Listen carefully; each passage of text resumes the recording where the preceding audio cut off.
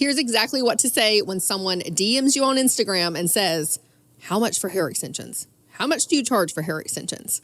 This is exactly what you say. Welcome back to the Rich Stylist Podcast. I am Ashley, and I'm here with Alex, my partner and founder of Rich Stylist Academy, and we are going to share this exact script with you today because have you ever gotten this before? Have you ever gotten this DM? How much for extensions? How much? How much? What's the cost? How much do you charge? How much do you charge? They say it in a number of ways, and typically, like, the shorter the sentence. You mean just like how much, all in lowercase with a question mark? Yes, exactly. How much? I'm not Or like as a reply to a story of you sharing an extension. Much? Yeah. How much was this? That's the silliest thing anyone's ever said on Instagram. But they say it. They do, and they maybe expect a response. Let's just give them the script. Okay. Save this script. You can write this down. You can find a post on Ashley's Instagram if you want the exact script. Yes. It was from February 5th of 2024 if you go down the page and find it. But go ahead and read it right now. This is what you say when someone says how much for extensions or how much. You say, hi, name. Put their name there. Thanks for reaching out. Karen. Karen is their name. Karen is their name. Hi, Karen. Hi, Karen. Okay, so like in all of our examples, whenever we have teaching moments inside of Rich Stylist Academy, the person is Karen. We just used the name Karen. We had to have a name. So no offense to the Karens out there. We love Karens. Okay, there's just no one inside of Rich Stylist Academy named Karen right now. No. And so Karen is our example avatar. Yes. So, hi, Karen. Sorry, continue. Yes. But we'd love to have our first Karen. If your name is Karen, DM me the word Rich Stylist. Yes. I'm going to give you the Karen discount. Love that. Okay, so you say, hi, Karen. Thanks for reaching out. Hair extension applications are custom services, and we would need to schedule an in-person, I have in parentheses, or virtual consultation to discover what is best suited for your hair type and your final desired look, as well as determine the total price. Please use the link below to answer a few quick questions about your hair. I'll be back in touch once I receive this, and I look forward to talking with you more about your hair. And then insert your favorite emoji. How about that? That's it. What a banger. Copy and paste it, baby. Thanks for joining us on this podcast. Bye. No. Bye. Let's pull it apart. So you don't stop spending so much time in your DMs, essentially. Like, do not do consultations in your DMs. If you have done it before and people ask prices and then you start saying, well, tell me about your hair, or hey, they're like, just don't do that. They need to be reserved for a consultation. Like, protect your time, protect your energy, protect your sanity, and speak to clients who are actually qualified. It also saves their time too. You get home from the salon, you don't need to be doing mini blase consultations inside your DMs. Well, that's not what it's made for. To call it consultation would be generous. It's not a consultation yet. It's literally a conversation. Like, you are still at the stage of, shooting the shit, just talking about stuff in the DMs. And, you know, there is a divided world on whether you should carry these conversations in your DMs or not. Our preference, and you know, just it's the people behind Rich Stylist. For this particular thing. Yeah, we've got a little bit of cred in this area, is that you shouldn't entertain any conversation around the service, around the type, around the solution in the DMs. That is not what it is there for. Really, the only purpose of your DMs, if you want to be a really efficient stylist and use Instagram as a business tool, meaning that you're using it instead of it using you, is that the only purpose of connecting with people in DMs is to schedule them for a consultation. That's literally the only purpose of your Instagram DMs. Build connections, yes, but not to be everyone's encyclopedia building for hair connections, extensions. like with stylists, networking. But yeah, sure. You're not really building with clients as much. I mean, if you're doing some networking in your local area, that's a different totally thing. Different. But for people specifically reaching this is out, people who are clearly interested in and you might even respond with how much, and then they say, well, what kind of hair? And then they say, well, how long? And then they say, well, can I have this if I'm going to go to the beach? These are all consultation questions. Like, you do not answer them in the DMs. You do not answer them. Anything from then on can be like, happy to discuss it during consultation. You can book below, that kind of thing. This also kindly shuts people up. It's so and it's professional. It is not offensive. It is just a kind way of saying, and it's it's a kind way of handling the conversation and being the leader in the conversation and saying, this is how I do things. Because the first step in your consultation process is the first point of communication. So that is when they message you and say, how much are extensions? Now, sometimes I can understand that question is annoying because a lot of times it is how it's asked. If someone just goes, how much? I'm like, come on. Really? Yep. Come on. That's ridiculous. But sometimes people are asking, especially if they write it in a full sentence, something like, hi, I'm interested in hair extensions. I've been following you for a long time. I really like your work. What are the prices? What are the prices to work with you? Like, some people truly just don't know. And that's okay because it actually is your job to help educate them. Well, let's pull this apart as well. Yes. Like the reason when people have come to Rich Stylist Academy or they've seen all of our stuff, they can get really, what's the way to put it? I guess like defensive about the how much is this question, especially when they see the script that we just like read to you, right? So just realize this is really, really important. Not everyone is trying to be a pain in the ass. Yes, okay? Agreed. That's the point. That's the best way I could put this. Not everyone is trying to be a pain in the ass. The reason they might be asking it that way, I would say in my opinion, it's probably 50-50, right? 50% of the people are window shoppers and only care about the lowest price. Like they are truly just searching the clearance rack, looking for the lowest price. That is how they're going to make their decision, okay? There will always be a stylist cheaper. So I would say that's probably 50% of the inquiries and the people that do that.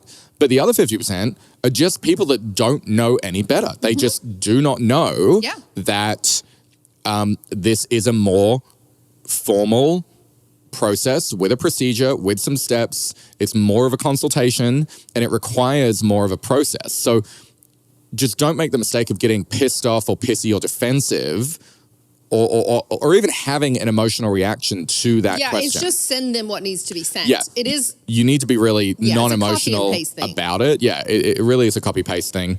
And so, yeah, that's one thing to really recognize because I've seen people screw that up where they get frustrated and emotional. And it could actually be a really great client on the other side. No, completely. Sure. Yeah, like they are innocent in their ignorance of how to actually go about applying for hair extension consultations. Now, here's the other thing I'll say.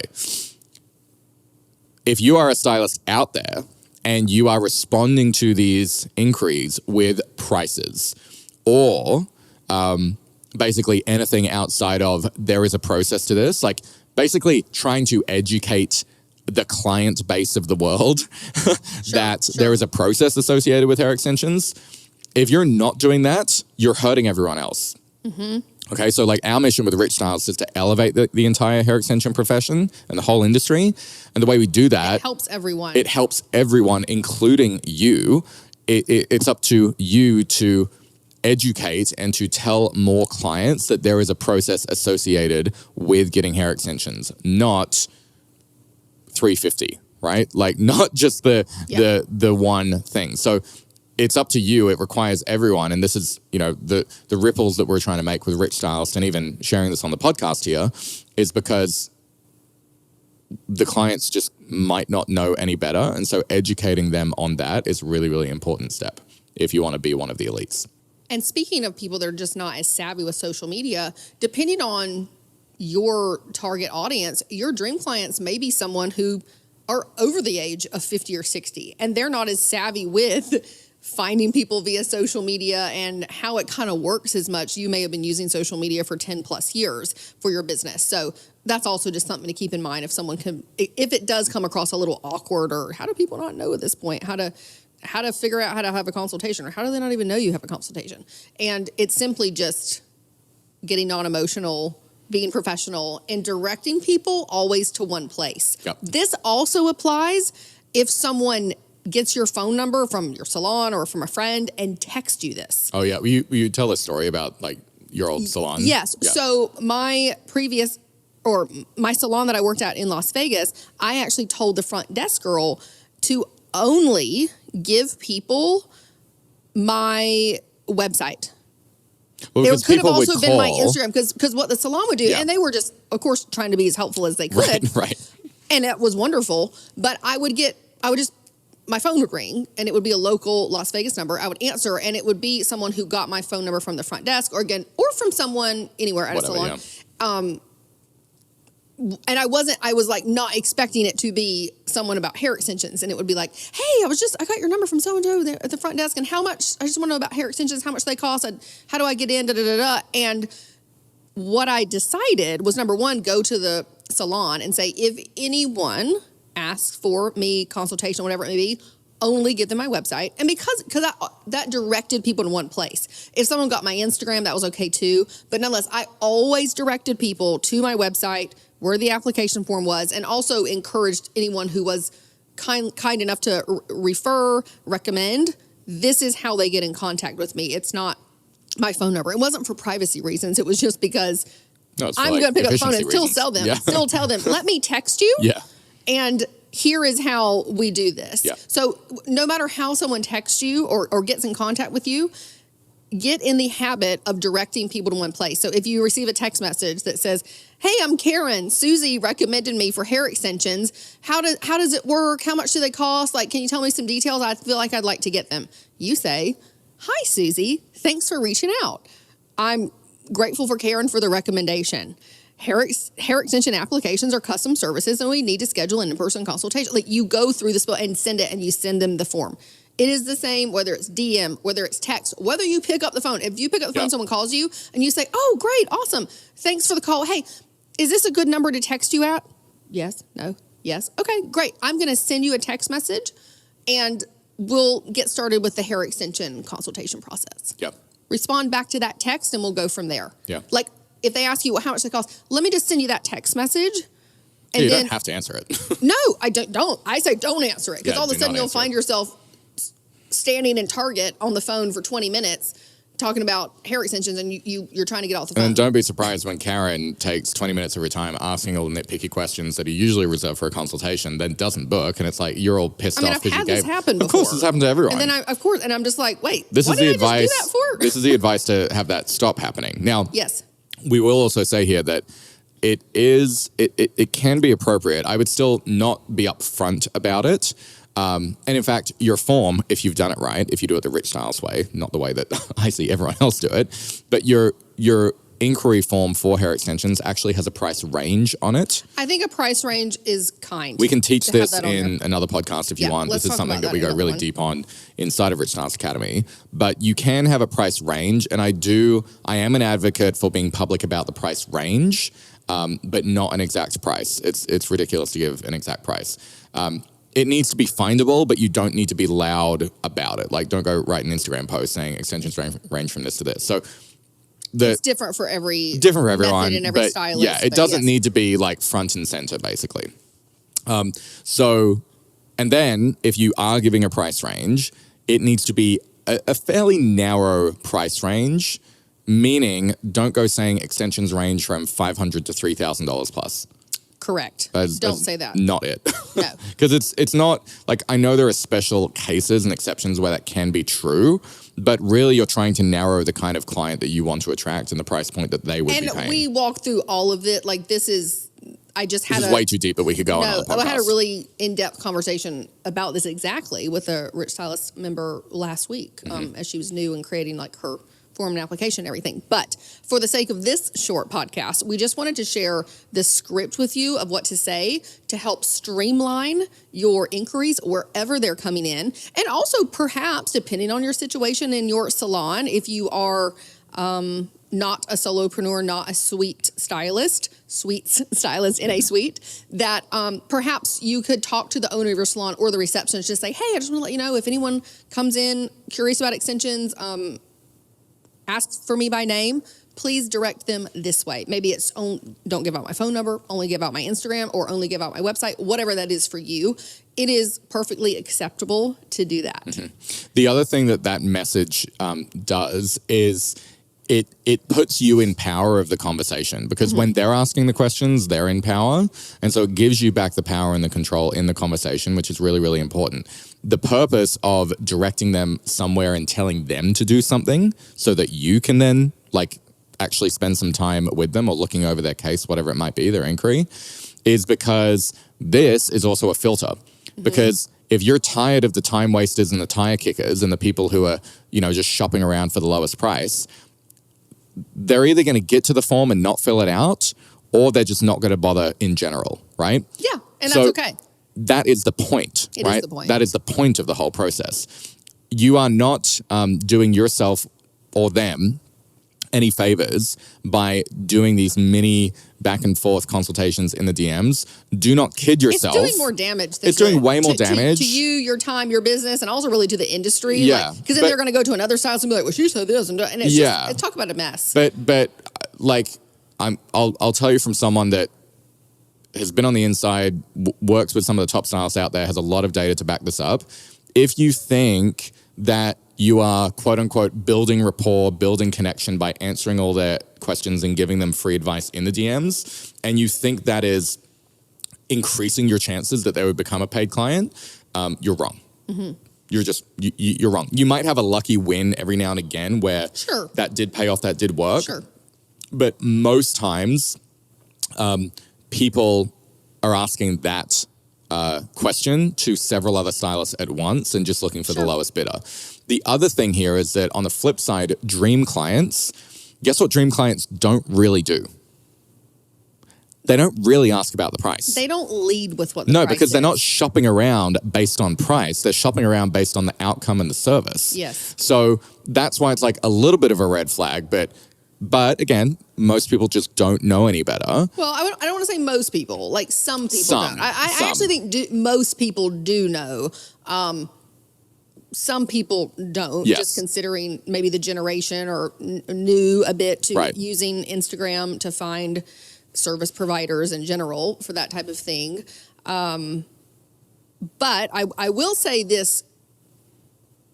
I'm going to say, am I going to say all the time? I think I am. I think this is a pretty, like, people who really, really have the money to get the things that they want. Have the money or value. Exactly. Right? Yes, like, or value. Doesn't mean they're a millionaire. It just means that they value spending money on things. People that have the money to spend on the thing that they're interested in. Yes. That is what I mean. Well you said. don't have to be a billionaire. Yes. But people that have the money and know that they're going to do the thing, they never start with how much does it cost. Because that's not the decision maker. It's almost irrelevant. It may not be completely irrelevant, of course. If they sat in your chair and you're like, well, they're $15,000 and they were like, oh, I was expecting to pay $6,000. Right. That may not work. But people that really can afford or choose to afford that type of service, they absolutely never ask. That doesn't mean you need to blow other people off, because some people just, their way of communicating may be a little different. But like someone that walks into a Chanel store, you don't go, well, point me to the cheap ones. Yeah. Point me to the clearance rack. Guess what? There's no clearance rack in Chanel or Louis Vuitton or anything like that. Yeah. And another interesting observation, Ashley and I, like many of you know, when we talk about these kinds of things, we love learning and looking at other industries. If you have ever been to like a really, really high-end restaurant, a really, really nice restaurant, there's no prices on the menu. There's no prices on the menu. This is also, yes, agreed. Because they know their clientele, they don't really care about the price. They're eating what they want. Yeah. It doesn't matter what it costs. Yeah. That's just how it works. Yeah. So the same goes for, luxury hair extensions. Yeah. They may still be curious about the price. Sure. They're going to want to I'm always curious about the price. You're going to want to eventually know what you're paying for. They're not going to blindly hand you their card, even if it's a black card. They're not going to blindly hand it to you. But people that really have the money don't lead with that question, because it is a bit tacky to start with that. And I will say, someone with access to money for the things that they really, really want, they wouldn't ask it simply because they'll be like, I would never do that because I'm so tacky. Yeah. And by the way, if every single one of your clients asks that, or that's the only inquiry you get, you have a client attraction problem. Yeah. If every single DM you get is just how much is this, how much is this, how much is this, you have a client attraction problem. Meaning the kind of client that you're attracting is not the kind of client that you want, because they're only shopping around based on the price. Or maybe you do. I don't know. Maybe you do. I mean, I honestly not, I mean, depending on the business that you want and how and the results you're getting from But it. also, like, because it's just whatever you want for your Right. business. It's not what we want for your business. It's what you want Yeah. for your business. But I would say across the board, do stylists want to make more money? Yeah. Probably. I think they do. Stylists want to make more money. If they're listening to this podcast, I do. Yeah. Otherwise, you've already hung up. You've already pressed stop and Otherwise, Karen just walked in and she's ready for her trim. yeah, you're ready to do a pedicure. But it's I think overall, stylists want to make more money. Stylists want to enjoy their clients more. People would love to say, "Oh, every single client I had today, I just freaking love them." Yeah. I think across, and I know for sure if they had the choice, not only stylists, just people would love to have more of their time back. Mm-hmm. And having a script for something that does get asked a lot across the board saves you time.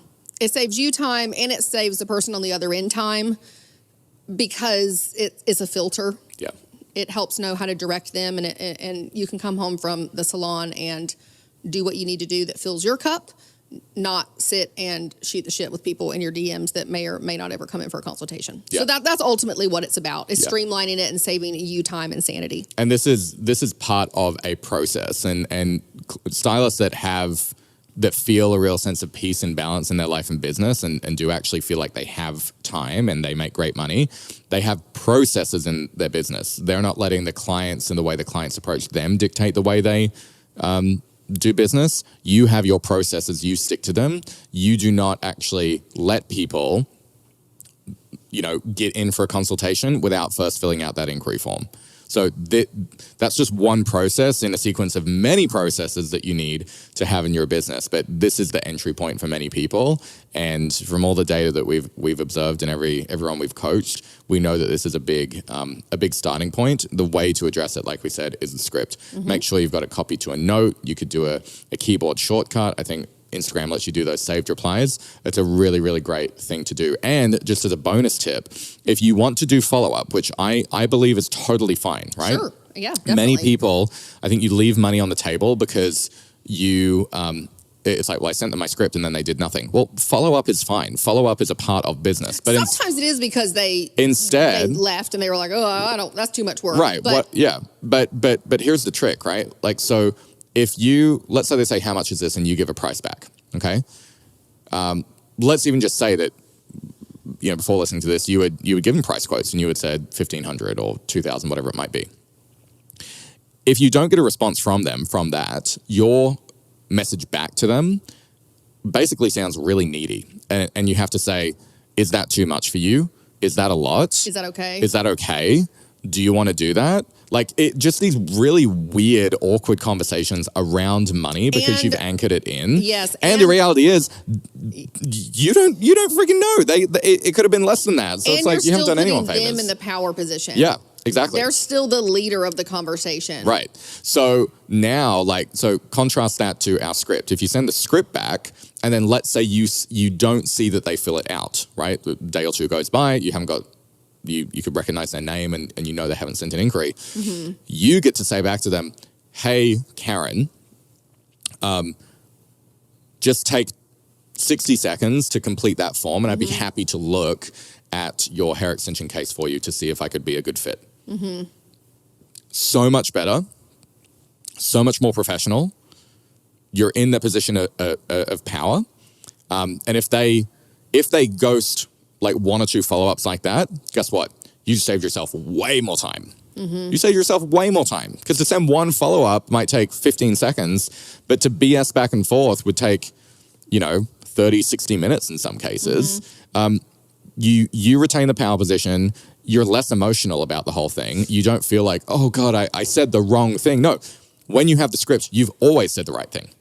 Right. You've always said the right thing. Exactly. So you get to sleep better knowing that if they don't make it through that next step, they weren't a fit anyway. And it's just not a fit. Yeah. It's totally fine. So that's the other piece is when you do follow up and when you want to say something back, you get to say, hey, did you fill out the form or did that come through? Or did you get a second to look at it? Mm-hmm. And you might get a response. Oh, great. Yeah, I was in the car. So now I can do it. People need that, and it's totally fine. So, it's a really, really important thing to say from a follow-up perspective as well and from a systems standpoint. Absolutely. Okay.